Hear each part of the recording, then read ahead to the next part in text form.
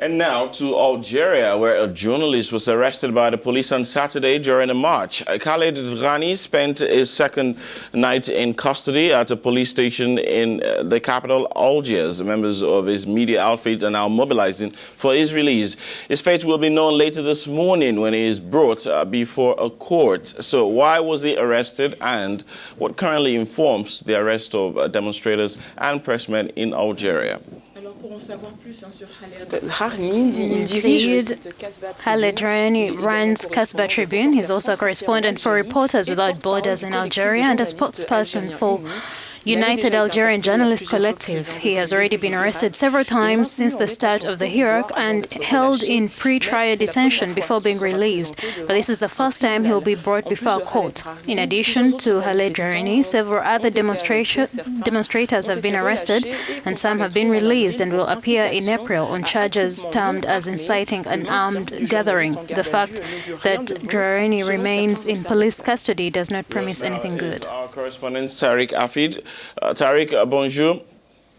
A warm welcome to you. Thank you for joining us on the program. The journalist Khaled Drarni was arrested on Saturday during a march in downtown Algiers. This is not a first for him, but this time, what exactly is he accused of?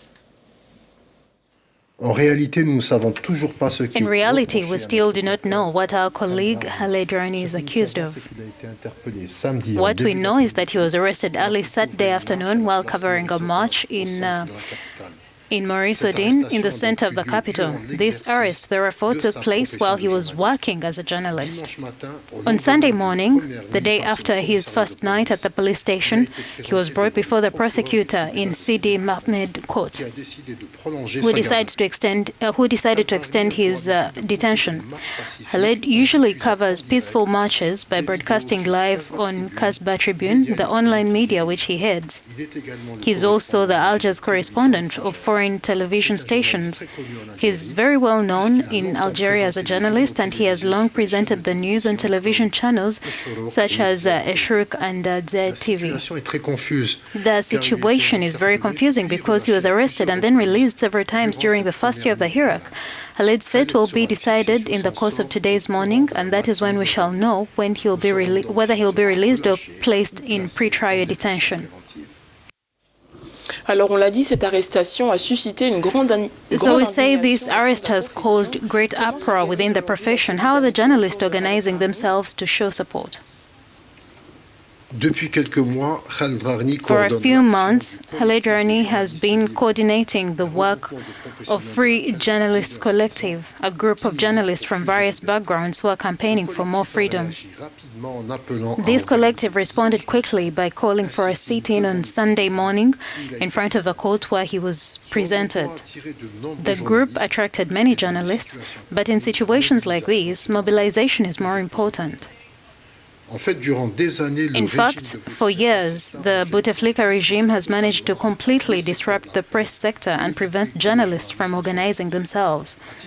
For example, there's been no real journalists' union in Algeria for at least 15 years.